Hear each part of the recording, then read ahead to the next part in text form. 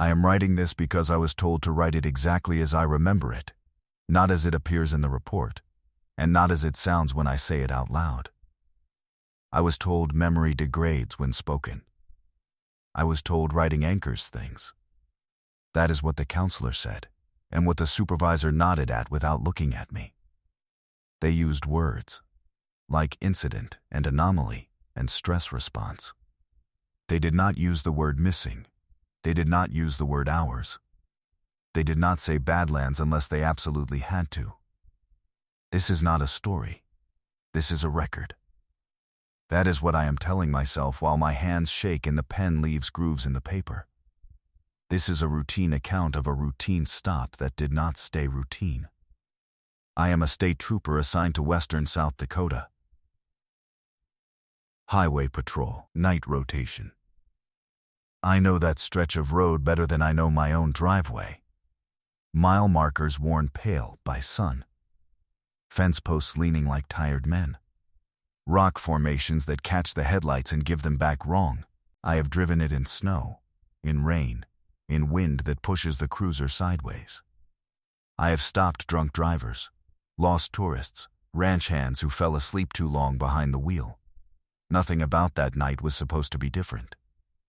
The report says the stop began at 21:43 and cleared at 21:54. 11 minutes. I keep looking at that number. 11 minutes. The ink is crisp. The timestamps line up. Dispatch audio matches. GPS shows no deviation. According to everything that can be measured, nothing went wrong. My watch disagrees. I noticed it first because my wrist felt heavy. That sounds stupid.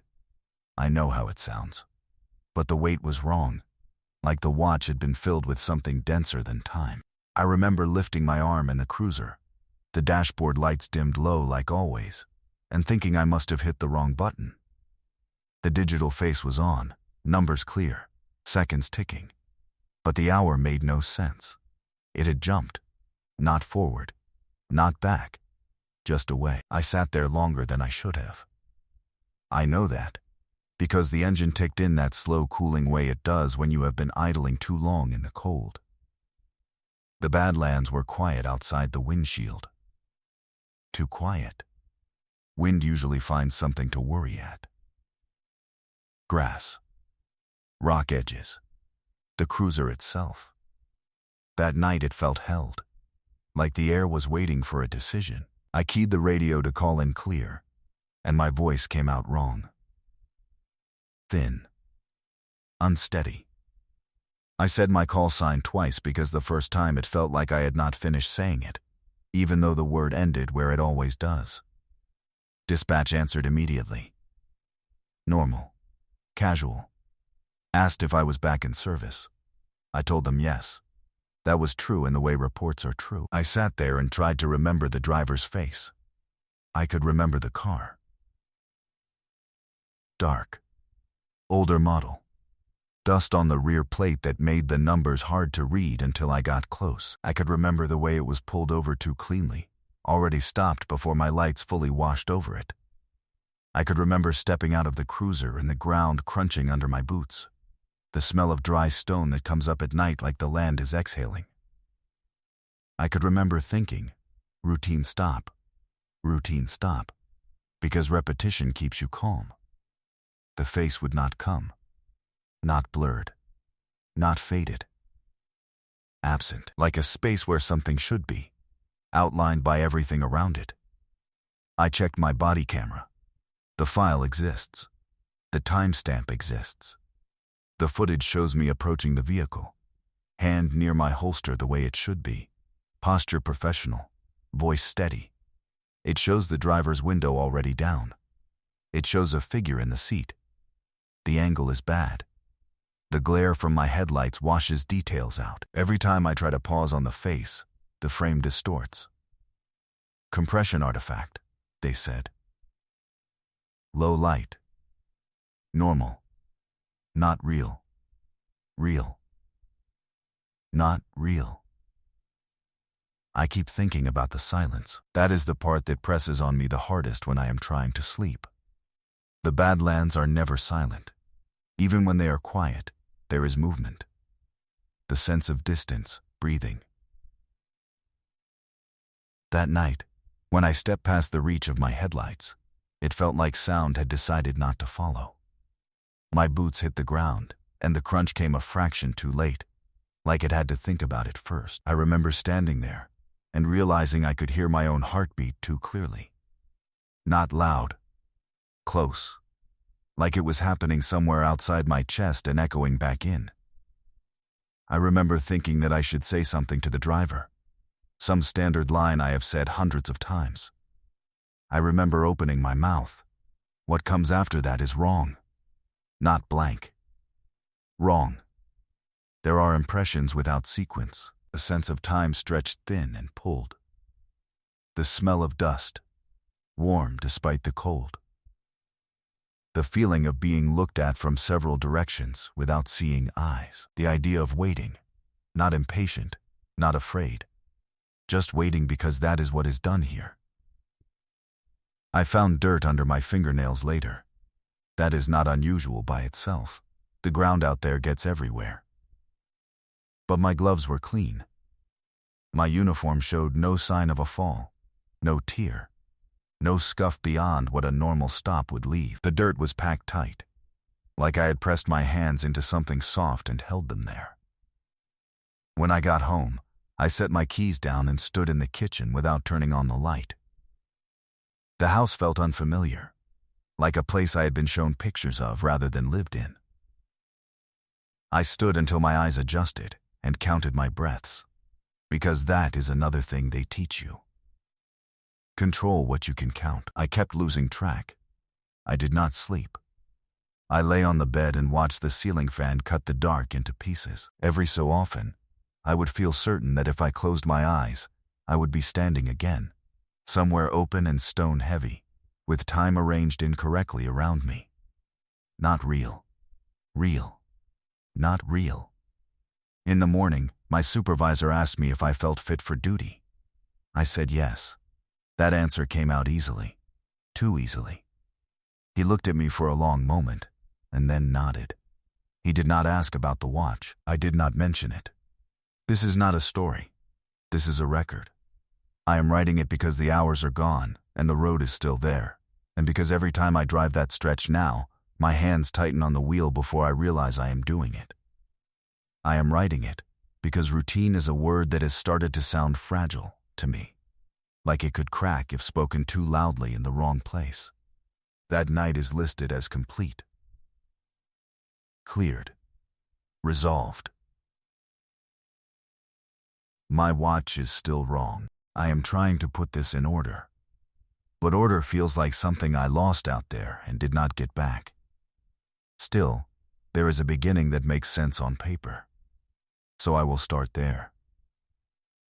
The shift began like every other night rotation I have worked in the Badlands. Same briefing room. Same stale coffee that tastes faintly of the pot no matter how much you scrub it. Same map on the wall with its faded pins and grease pencil marks that never quite come off. We talk about weather, traffic patterns, construction zones that don't exist anymore but stay on the list out of habit. Routine depends on habit. Everyone knows that. I remember signing out my cruiser and feeling that small professional comfort that comes from familiar weight. The door closes with the same sound every time. The seat sits you at the same angle. The dash lights glow steady and low. Those details matter.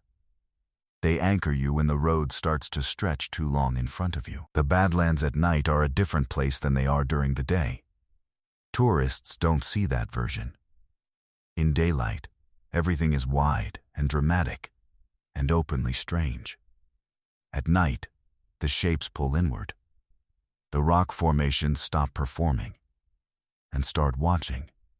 Headlights carve tunnels through the dark, and everything outside those tunnels feels closer than it should be. I drove west, then south, then back again, tracing the same long veins of highway I always do. Mile markers slid past. Fences appeared and disappeared. Every so often, my headlights would catch a formation just right, and it would look like something deliberate, like an arrangement instead of erosion. I have learned not to stare at those. Staring invites thoughts you don't need on a long shift. The radio was quiet, but alive. Dispatch checked in when they were supposed to. Other units called out stops, mile markers, routine stuff. A normal night. I told myself that more than once. Normal night. The call came in just after 9. A vehicle moving slow. Not weaving, not erratic, just slow enough to notice.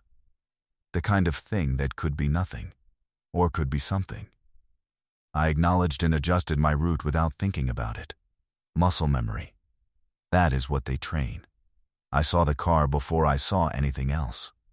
A dark shape ahead, pulled over on the shoulder where there isn't much shoulder to speak of.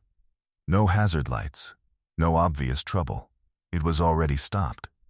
That should have registered as odd, but there are plenty of reasons someone might pull over on that stretch. Phone call. Fatigue. The Badlands make people nervous at night. I know that. I have comforted more than one driver who thought the land was pressing in on them. I activated my lights anyway. Habit. Protocol. The red and blue washed over the rocks and did something strange to them, flattening depth, making everything look closer.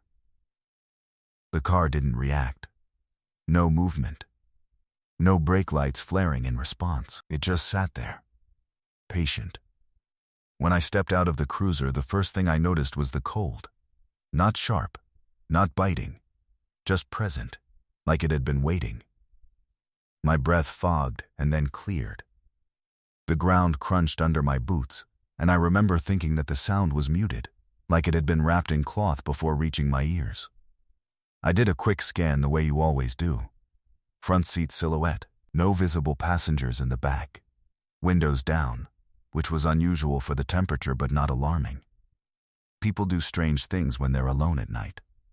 I adjusted my hat and approached on the driver's side. The Badlands felt close then. That is the best word I have for it. Not threatening. Close.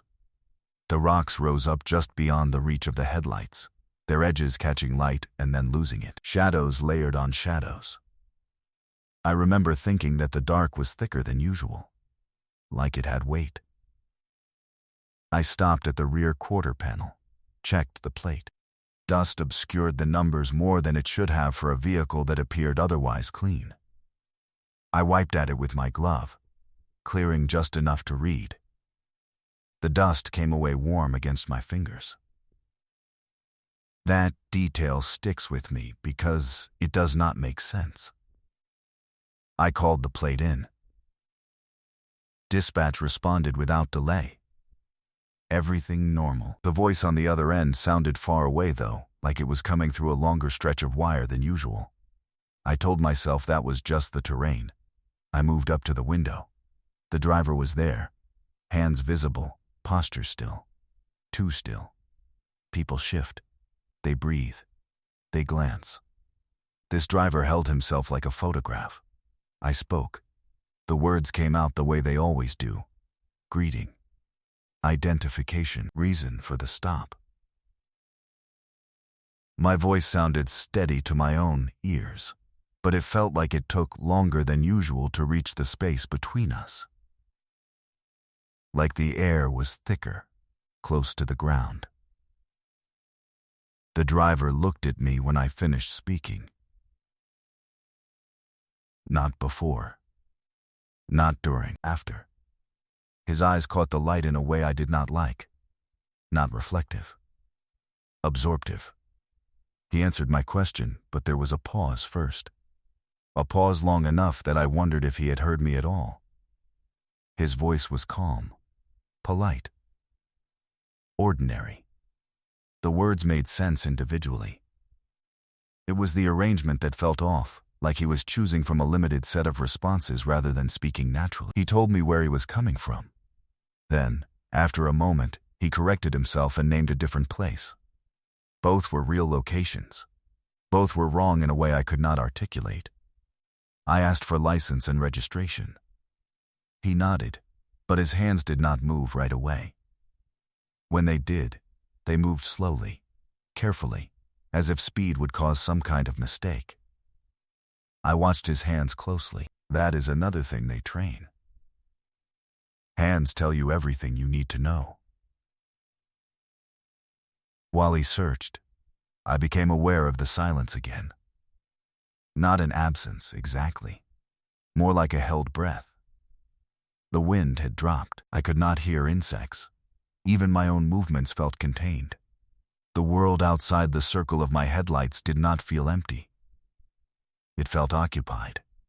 The driver handed me his documents. They were warm.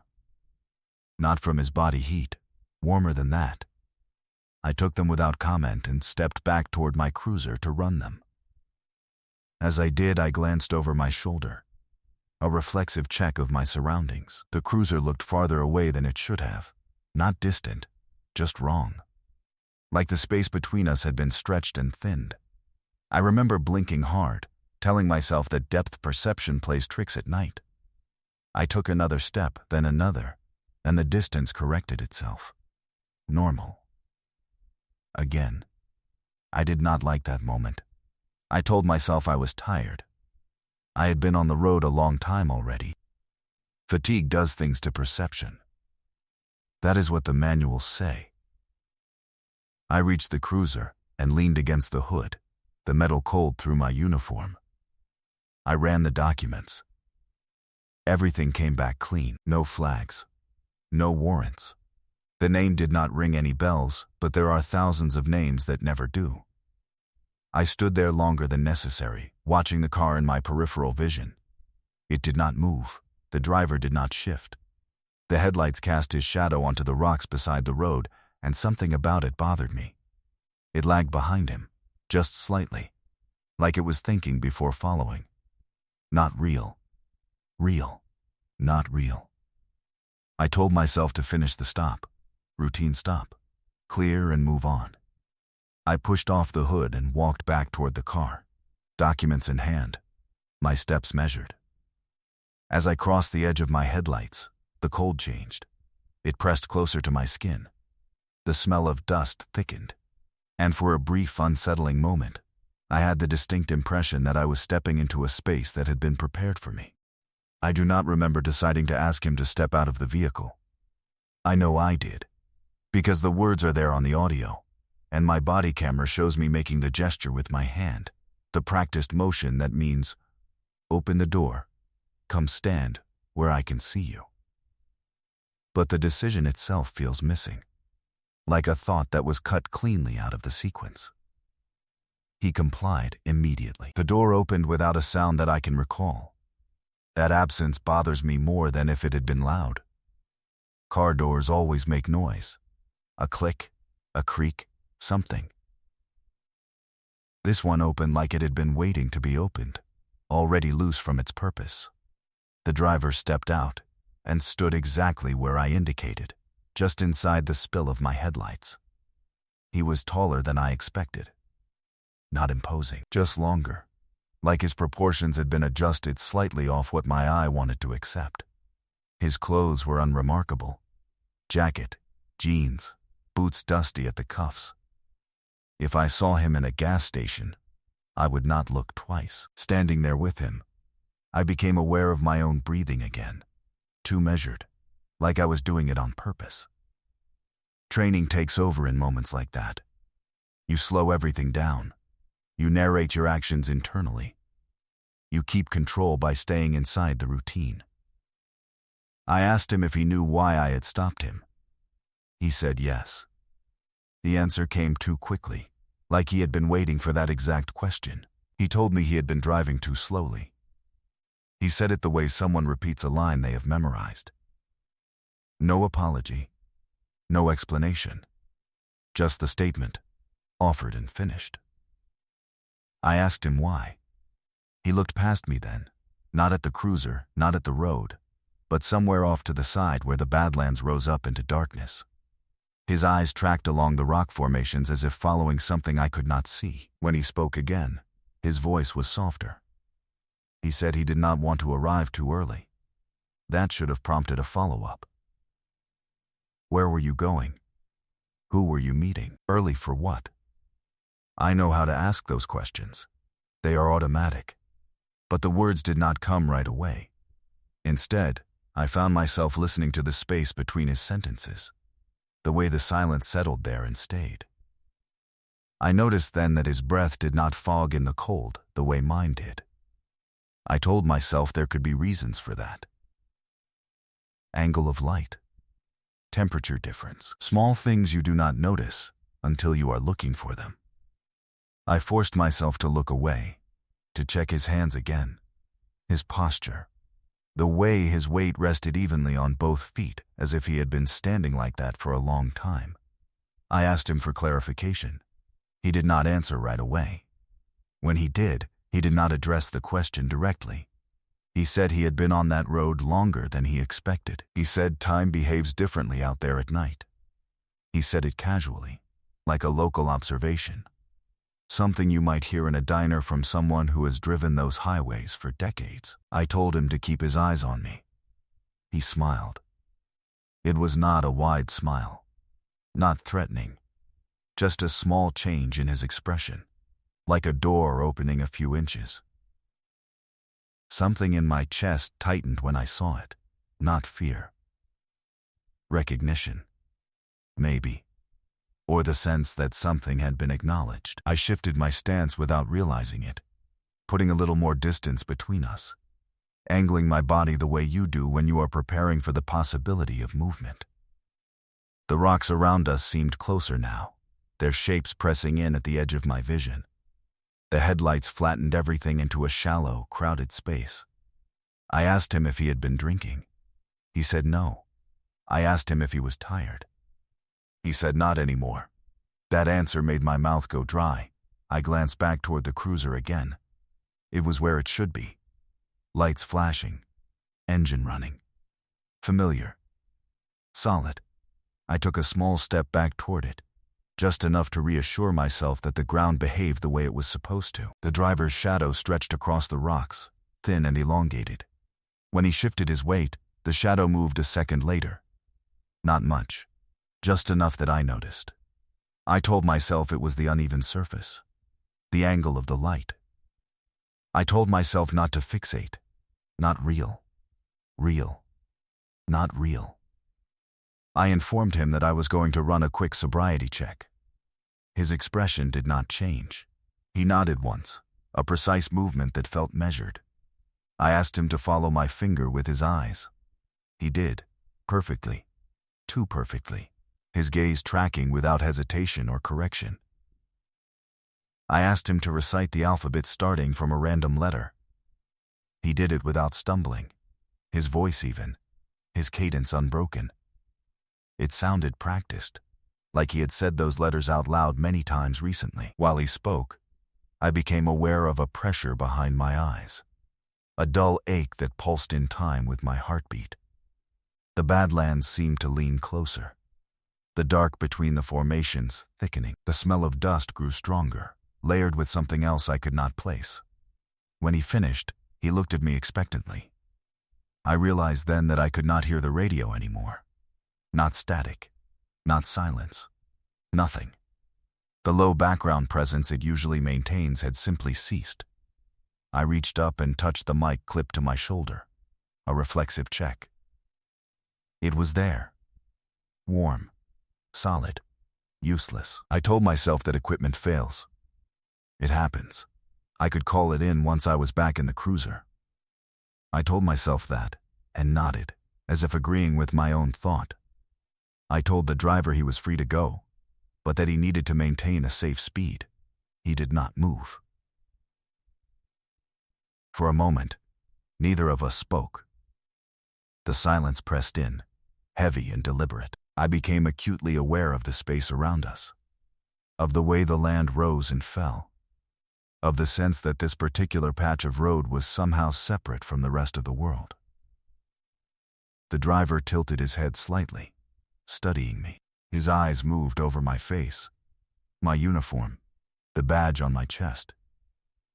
When he spoke again, his voice was quieter. He asked me how long I thought we had been standing there. The question caught me off guard. I glanced at my watch without thinking. The numbers stared back at me. Unfamiliar. The seconds ticked, but the minutes did not seem to belong to the hour they were attached to. I felt a brief surge of irritation, as if the watch were malfunctioning at an inconvenient moment. I told him it did not matter. I told him he needed to return to his vehicle. He nodded again, that same precise movement, and turned toward the car. As he did, I had the sudden, overwhelming sense that something was about to be missed if I let him go. Not evidence. Not procedure. Something else. Something I would not be able to name later. He reached the door and paused, his hand resting on the handle. He did not look back at me when he spoke.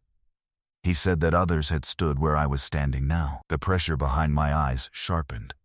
My heart beat harder, louder. I opened my mouth to ask him what he meant, but the words tangled, refusing to line up. He got into the car and closed the door. This time, I heard it. A soft, final sound. The engine started. The headlights flared, briefly washing out my vision. When my eyes adjusted, the car was pulling back onto the road, accelerating smoothly, disappearing into the dark, as if it had never stopped. I stood there alone, the Badlands close and silent around me, my cruiser's lights flashing rhythmically at my back. For several seconds, I did not move. Then I realized that the ache behind my eyes was gone. I turned back toward the cruiser, every step feeling deliberate, heavy, like I was moving through deep water. As I reached for the door, a thought surfaced, uninvited and persistent. I could not remember the last thing the driver had said before he asked about the time. I got back into the cruiser and closed the door. The sound was too loud, a sharp intrusion that seemed to echo longer than it should have. I sat there with my hands on the steering wheel, feeling the vibration of the engine through the column, grounding myself in the familiar mechanics of it.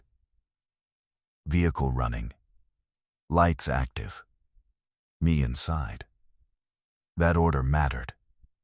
The radio crackled back to life as if it had never stopped. Dispatch was mid-sentence, responding to another unit several miles away. No concern in the voice. No missed calls. I keyed the mic and reported the stop clear. The words came out, clean, professional. I did not mention the watch. I did not mention the silence. There was no field for that on the form. I sat for another moment before pulling back onto the highway. I told myself I was just giving the driver time to put distance between us. Safer that way. That explanation fit neatly. It slid into place without resistance. As I drove, the Badlands resumed their usual posture. Wind returned in faint, irregular gusts. The headlights caught insects again, brief flashes of movement. The world behaved. That should have been comforting. Instead, it made me uneasy, like a room that has been rearranged while you were gone and then put back almost the same. I checked my watch again.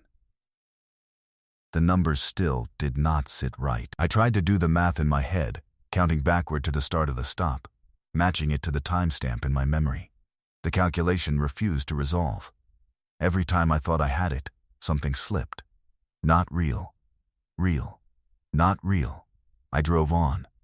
Miles passed. I responded to another call. Assisted a stranded motorist whose truck had overheated. That interaction was normal. Painfully normal. I remember every detail of it clearly. The sound of the hood latch. The smell of coolant. The man's nervous chatter. My own voice reassuring him. When I left him waiting for a tow, I felt an odd sense of relief, as if the night had been corrected, but the road kept pulling at my attention. Every time I passed a stretch of rock that looked even vaguely like the place where I had stopped the driver, my chest tightened. The formations blurred together in my mind, repeating and overlapping until I could not be sure which was which. I tried to mark the mile marker where the stop had occurred. I should have been able to. I know those numbers by heart. When I looked back through my dash cam later, the marker was visible, clear as day. In the moment, it would not stay in my head. I finished the shift without incident. Paperwork went smoothly. No flags were raised. My supervisor glanced at my report and initialed it without comment. 11 minutes. That number again. I signed my name where I was supposed to and turned in my keys. At home, the feeling followed me. It was not panic. It was not fear in the way they talk about fear in training videos. It was a quiet insistence, like a question that keeps being asked even after you stop answering it. I showered and watched the dust swirl down the drain, gray against the white porcelain. I scrubbed my hands longer than necessary, trying to get at the dirt under my nails. It did not come out easily. When I lay down, the room felt too large. The ceiling seemed higher than usual, the corners farther away. I closed my eyes and immediately had the sensation of standing again, upright and still, with the ground solid beneath my boots and time arranged incorrectly around me. I opened my eyes and stared at the dark until the feeling receded. Sleep came in fragments. I dreamed of rock formations, shifting slowly, grinding against each other with patient force. I dreamed of standing at the edge of light, just beyond where shadows begin to behave strangely. In the dream, I was not alone, but I could not see anyone else. I could only feel the presence of attention, focused and calm. When I woke, my watch was on the nightstand, face dark. I had not taken it off.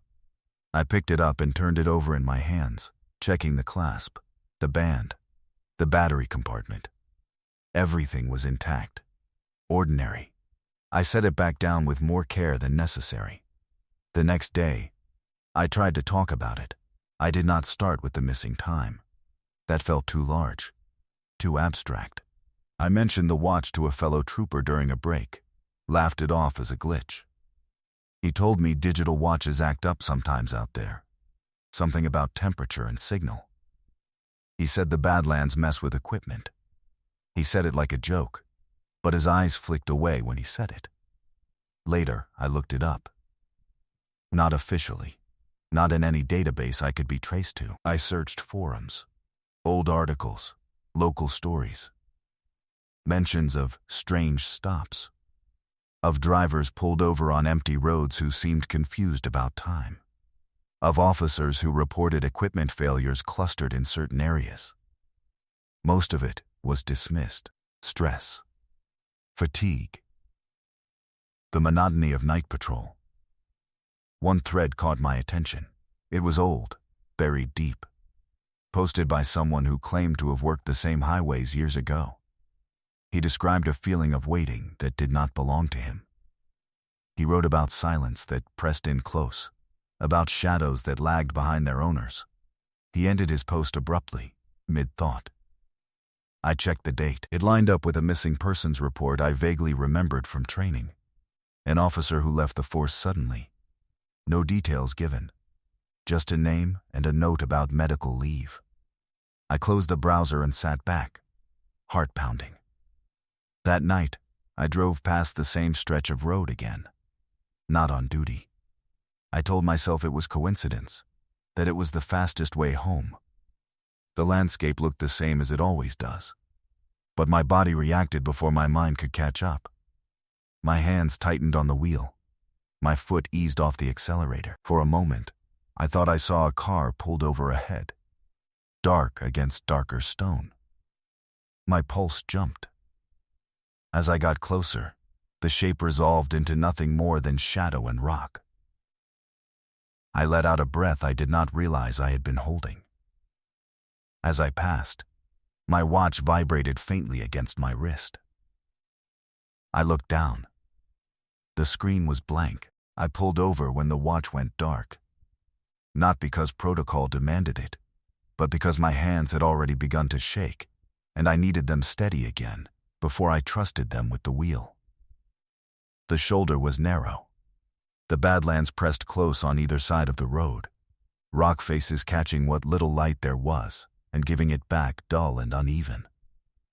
I sat there with the engine running and stared at my wrist. The watch face reflected the dashboard glow faintly, a dark mirror.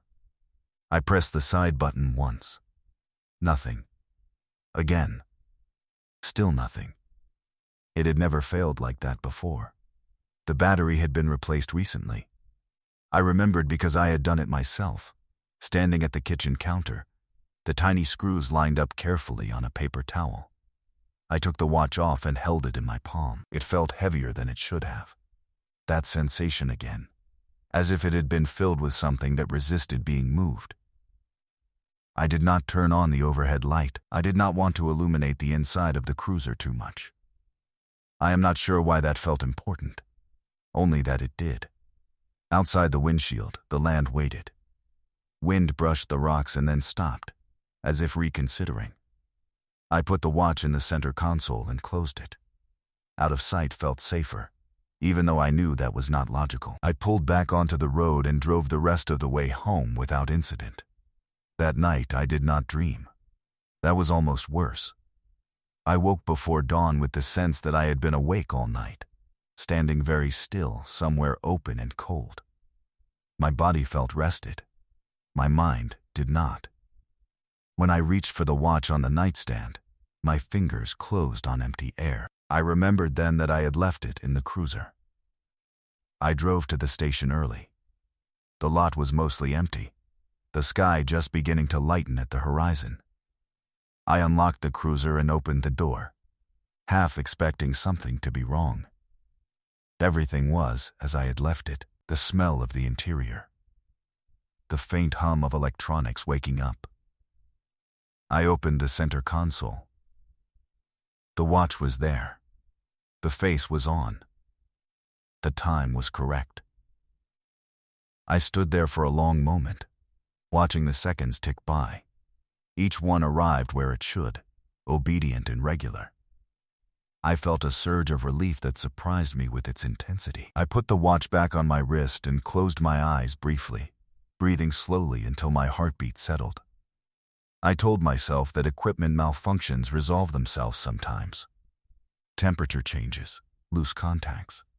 The mind fills in the gaps with meaning where there is none. That explanation had weight. It felt solid enough to stand on. The shift that followed was unremarkable.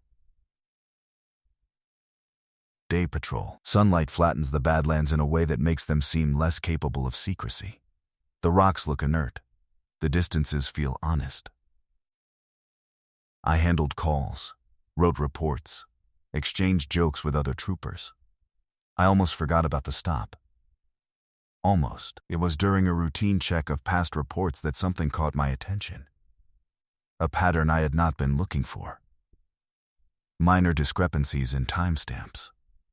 Small ones. Minutes here, minutes there. Easily attributed to clerical error. Except the locations matched. Not exact mile markers, but the same general stretch of road. The same curves. The same rock formations that tourists photograph because they look like something deliberate. I printed a few of them out and spread them on my desk. Names I recognized. Officers still on the force. Some retired. One listed as resigned for medical reasons. I read their notes carefully, looking for anything that stood out. There was nothing explicit.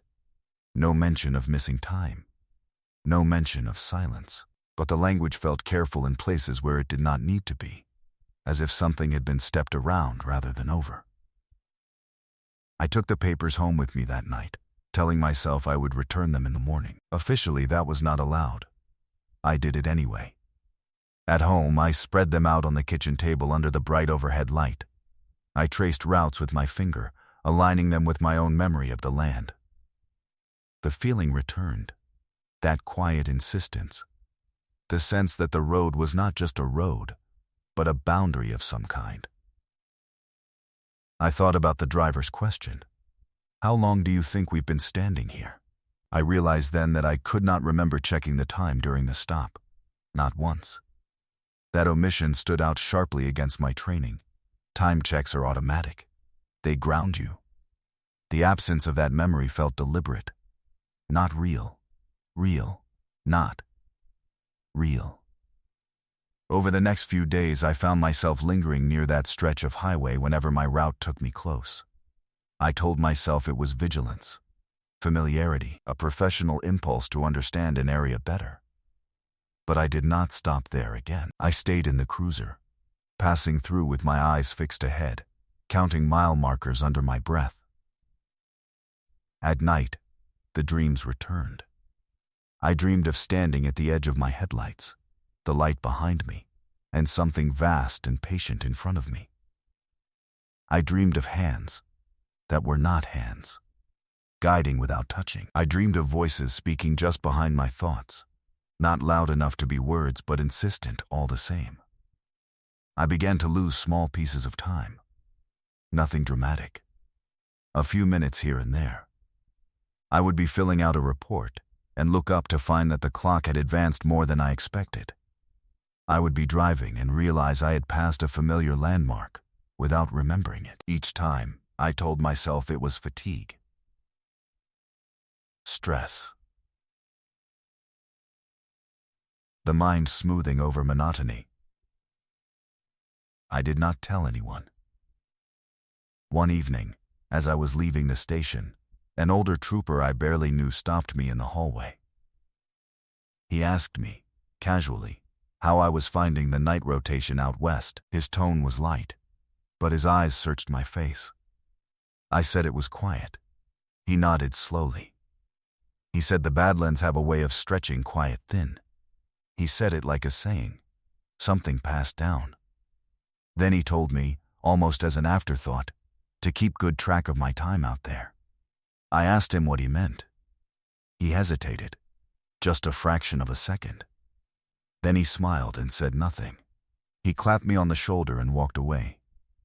That night I stood in my kitchen and listened to the wind outside. It moved around the house, testing the edges, slipping into gaps. I felt the familiar pressure behind my eyes, faint but present. I checked my watch. The time was correct. I turned the watch face down on the counter anyway. When I finally lay down, I left the lights on. The room felt smaller that way, contained. As sleep crept in, I had the distinct sense of something aligning itself just beyond my awareness, like a place being prepared again. I thought about the driver, about the way he had stood so patiently in the headlights. I wondered if he was still driving, if he ever arrived. I wondered how many times I had already stood where he stood without knowing it. I started keeping notes after that. Not official reports. Not anything that would be logged or time-stamped or backed up to a system I didn't control. Loose pages. A notebook I bought with cash at a gas station just off the highway.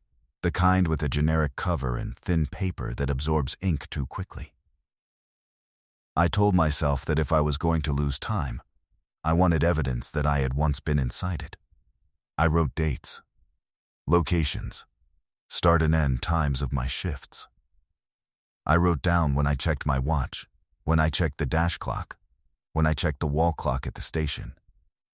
I wrote down how long it took to drive familiar routes, counting turns and landmarks. The act of writing became a ritual, a way to prove continuity. For a while, it worked. The pressure behind my eyes faded to something manageable. The dreams spaced themselves out. I went several days without passing that stretch of highway at all, rerouted by construction or calls that pulled me east. I began to believe that whatever I had brushed up against was receding, losing interest. That belief did not last. The first clear break happened on a night that felt unremarkable right up until it wasn't. Overcast. No moon. The kind of dark that smooths everything into a single depthless plane. I was running solo again, westbound, the radio alive with low traffic chatter. I checked my watch as I passed mile marker 112. I remember because I wrote it down later. The next thing I remember clearly is standing outside the cruiser. The door was open. The engine was still running. My lights were on, but they were not flashing. Just steady white, cutting a narrow path into the dark. I was standing on the shoulder with my hands at my sides, posture straight, as if waiting for instructions. I did not know how long I had been there. My first coherent thought was that I had stopped for a reason and forgotten it. That in itself is alarming. Training does not prepare you for gaps like that. You are taught to expect adrenaline, confusion, chaos. You are not taught to expect stillness. I looked around. The Badlands were closer than I remembered them ever being, the rock formations crowding the road in a way that made it feel narrower. The air was still again, heavy with the smell of dust and stone. The silence pressed in, familiar now in a way that made my stomach tighten. I checked my watch. The screen was on. The time was moving, but the hour was wrong. I said the time out loud, just to hear it.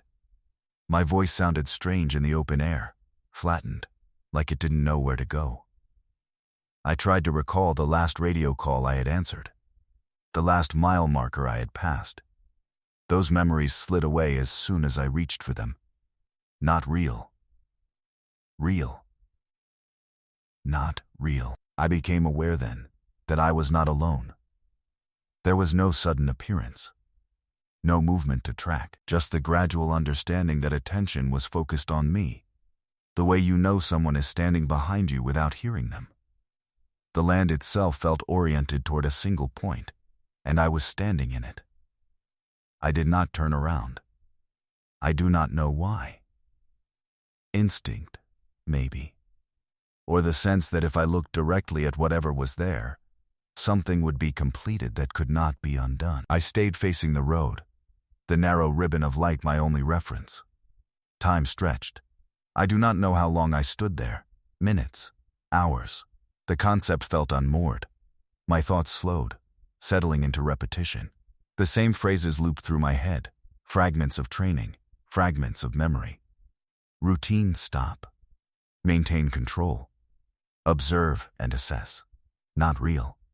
Real. Not real. At some point, I realized that my legs did not ache. My back did not complain.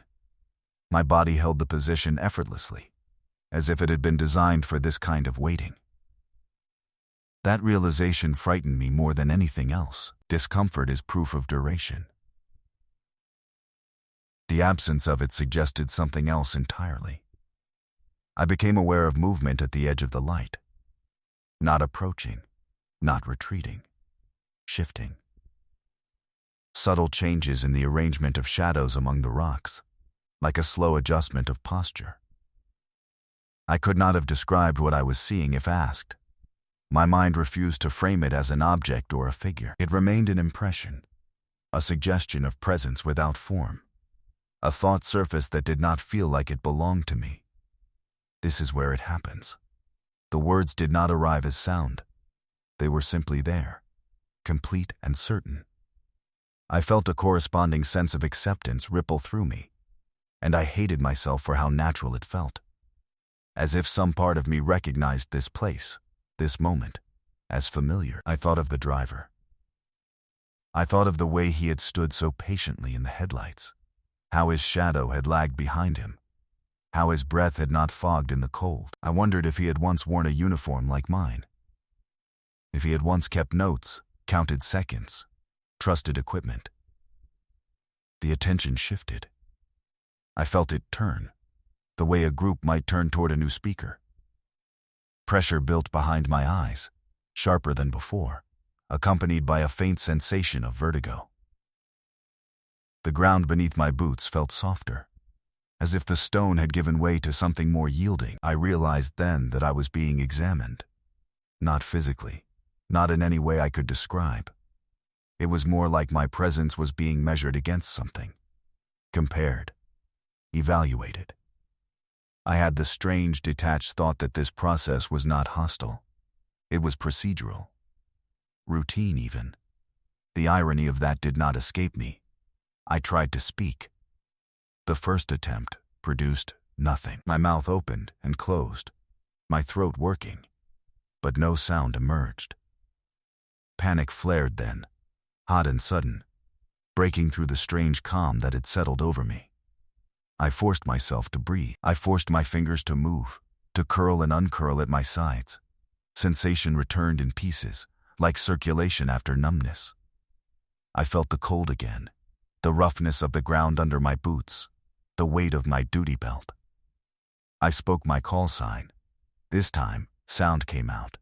Thin, unsteady, but real. The pressure intensified, then eased, like a decision being revised. The shadows shifted again, pulling back slightly. The air seemed to move, though I could not feel wind. The sense of attention did not disappear, but it loosened, as if giving me space. I took a step backward toward the cruiser. Nothing stopped me. I took another step. Then, another. Each movement felt like wading through resistance that grew thinner with every effort. By the time I reached the open door, my heart was pounding hard enough to make my vision blur. I collapsed into the driver's seat and slammed the door shut. The sound was deafening. I fumbled for the radio, keyed the mic, and called out to dispatch with no preamble. There was a pause, longer than any normal response time. Then my name came back through the speaker, distorted slightly, as if stretched. They asked me to confirm my location. I looked at the dash clock. I looked at my watch. I looked at the mile marker just visible in the headlights. The answers did not match. I gave them the one that felt safest. When I pulled away from that place, the Badlands receded reluctantly, the road widening as if released from a grip. Sound returned in uneven waves. Wind. Tires on pavement. The low hum of the engine. I drove until my hands stopped shaking, until the lights of a distant town broke the dark. Later, when I checked my notes, I found an entry written in my handwriting that I did not remember making. It listed a start time. It did not list an end. After that night, the notes stopped helping. I kept writing them, because stopping felt like surrender, but the act no longer anchored anything. Dates overlapped. Times contradicted each other. I would find entries written in the same ink, same hand, that described events I could not place in my memory at all. Some were mundane. Fuel stops. Brief conversations. Others were not. One page contained only a location and a single sentence written over and over, the words pressing harder into the paper each time. I was not alone. I tore that page out and burned it in the sink. The smoke smelled like dust. I reported the incident to my supervisor in the most careful way I could manage. Equipment malfunction. Disorientation. Possible fatigue-related lapse. He listened without interrupting, his expression neutral, his hands folded on the desk. When I finished, he nodded slowly and said we would schedule an evaluation, just to be safe. Administrative leave followed. Temporary, they said. Routine. I was told to turn in my gear, my cruiser keys, my radio. The watch stayed on my wrist. No one commented on it. Being away from the road did not bring relief. The sense of alignment followed me into my home, into grocery stores, into crowded places where the noise should have drowned everything else out. I would be standing in line and feel it settle, the same patient attention, as if something were checking whether I was still where it had left me. Time behaved strangely in small ways. I would sit down to eat and realize the food had gone cold without my noticing. I would start a task and find it finished without remembering the middle. The gaps were never dramatic enough to confront directly. They slipped in under the edge of normality and stayed there. I began to notice others. Not clearly. Not consistently. But there were moments when I would catch someone standing too still at the edge of a parking lot, or sitting in a car with the engine running long after it should have been turned off. When our eyes met, there was a flicker of recognition that made my chest tighten, not familiarity. Something closer to shared context. Once, I followed. I told myself I was imagining things, that stress was making patterns where none existed. But my feet carried me after a man who had been standing near the edge of a rest stop, staring out toward the open land beyond the asphalt. He walked with the same measured pace the driver had used, unhurried, precise.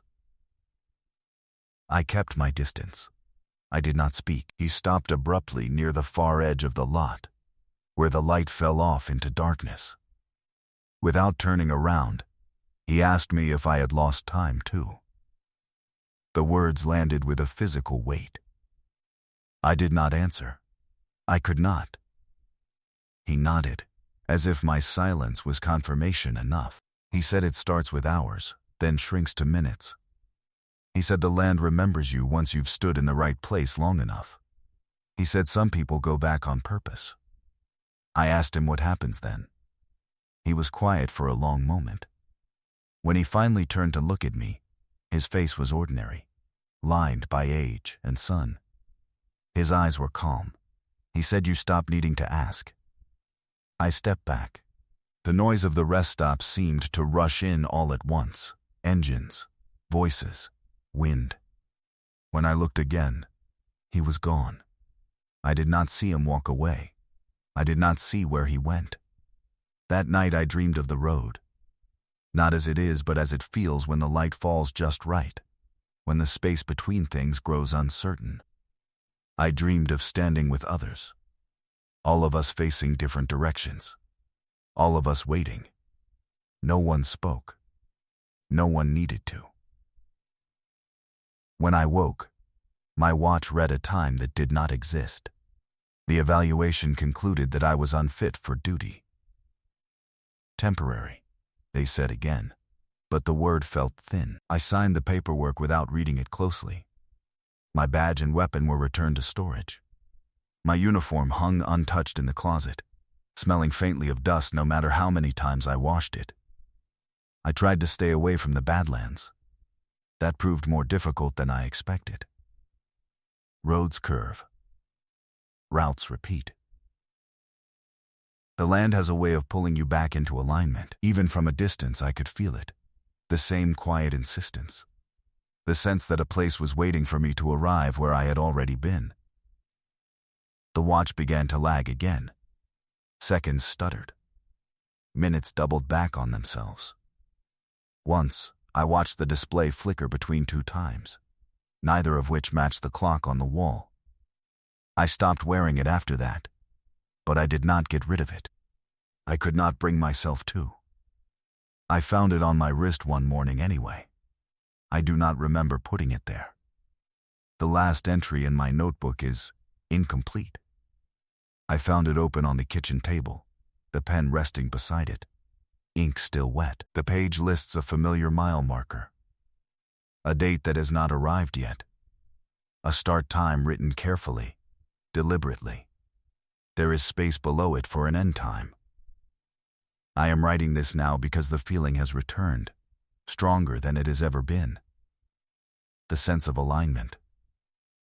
The pull toward a place where the road narrows and the silence thickens. I do not know if this is a warning or a record. The watch says, "It is time." If this stops mid-sentence, that is not an accident. I am not writing this from the station. I am not writing it at my kitchen table. I am in the cruiser again. Not officially. The keys should not be in my hand.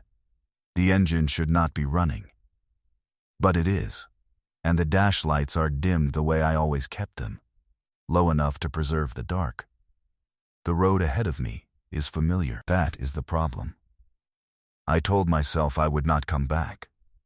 I told myself I would let the land keep whatever it took, and be grateful it did not take more.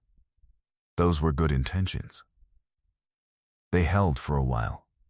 Then the feeling returned, the same quiet alignment, the sense that something unfinished had shifted back into place. I did not decide to drive here. I remember putting my jacket on. I remember locking the door. I remember thinking I was going to the store, because that is a reasonable thing to think at night when you cannot sleep. The road corrected that thought without asking me. The Badlands looked the same as they always do in the headlights. Rock and shadow. Distance folded in on itself. But the familiarity feels practiced, like a set prepared in advance. I know where the curves are without seeing them. I know when the land will open up and when it will close in again. The watch is on my wrist. I tried to leave it behind. I remember setting it on the counter, face down, the way I started doing after the numbers stopped behaving. At some point it returned to me. I did not notice until the weight registered, that wrong heaviness settling back into place. The time it shows is steady. That should comfort me. It does not. I passed the last town miles ago. The radio is quiet, but not dead. There is a low presence to it, a sense of readiness, like a line kept open for a call that has not been placed yet. I have not keyed the mic. I am not sure who would answer. The mile markers tick by. I recognize the number before it appears in the light. That recognition tightens something in my chest. This is where the notes end. This is where the entry waited for an end time that never came. I slow without meaning to. The shoulder appears exactly where it should. Narrow. Rough. Just enough space to pull over. I signal out of habit, though there is no one to see it. The cruiser settles to a stop with a familiar sigh of suspension and engine. For a moment, nothing happens. Wind brushes the rocks and moves on. The headlights hold their narrow path. I sit with my hands on the wheel and count my breaths because that is still something I can do. In. Out. In. Out. Each one feels deliberate, chosen, not real. Real. Not real. The silence gathers slowly, the way it always does here. Sound thins, then recedes, until the space outside the cruiser feels padded, insulated from everything else. The pressure behind my eyes begins to build. Gentle at first, like a reminder rather than a warning. I open the door. The cold meets me halfway, not sharp, just present. The ground crunches under my boots, but the sound arrives late, as if it had to travel a longer distance than it should. I stand up and close the door behind me. The lights stay on. Good. Light matters. The land feels close again. I do not scan for threats. I do not check my surroundings the way I was trained to. That training belongs to a version of me that still believed the road was just a road. I step forward until I am standing at the edge of the headlights, the familiar boundary where light loses confidence. I stop there. Waiting feels natural now. My body settles into stillness without protest. My legs do not ache. My back does not complain. The sense of time loosens its grip, seconds slipping without urgency. I check the watch once, out of reflex more than concern. The time has not changed. The attention returns. It is not sudden. It does not announce itself. It simply aligns, the way it always has, the way it did the first time I stood here without knowing what I was doing. The Badlands feel oriented again, every formation angled just slightly toward this point. Toward me. I think of the others. The reports with careful language. The names that stopped appearing. The man at the rest stop who spoke as if this were a shared condition rather than an affliction. I think of the driver. The way he stood so patiently, already accustomed to this kind of waiting. I wonder how many times I have done this. That thought does not frighten me the way it should. It arrives with a sense of inevitability, like remembering something you agreed to long ago. The pressure behind my eyes intensifies, then steadies, settling into a constant presence. There is movement at the edge of the light. Not approach, not retreat. Adjustment. Shadows shift among the rocks, subtle and deliberate. The land seems to breathe, a slow expansion and contraction that has nothing to do with wind. I remain where I am. I realize then that I am not being examined anymore. That part is over. Whatever measured me has already made its assessment. The feeling now is different, expectant, as if a role has been confirmed and is waiting to be filled. A thought surfaces, complete and unasked. You know how to stand. I do. My hands rest at my sides, fingers relaxed. My posture is straight, balanced. The waiting stretches, smooth and unbroken. I am aware of my heartbeat again, close and steady, as if it is happening somewhere just outside my chest. The headlights flicker. Not off. Just a brief wavering, like an eyelid lowering and lifting again. When they steady, the space beyond them feels deeper, more accommodating. The ground under my boots softens slightly, yielding just enough to register. I think of the notebook on my kitchen table, the last entry waiting for an end time. I think of how the pen rested beside it, ink still wet. I think of how certain I felt that writing this would help, that anchoring the experience in words would keep it from repeating. The watch vibrates faintly against my wrist. I do not look at it. The silence presses closer, not heavy now, but intimate.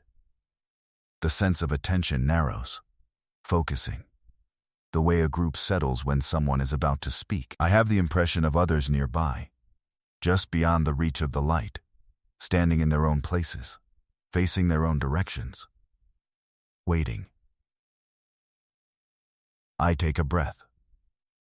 The pressure behind my eyes eases, replaced by something like clarity. Not understanding. That never comes. Just alignment. The feeling that everything is where it is supposed to be for this moment. If someone were to drive past now, they might see a cruiser pulled over on the shoulder, lights on, an officer standing quietly at the edge of the headlights. They might think it was a routine stop. They might not stop. Most people do not. I raise my head slightly, listening to the quiet that is no longer empty. I am writing this as far as I can. The rest feels unnecessary.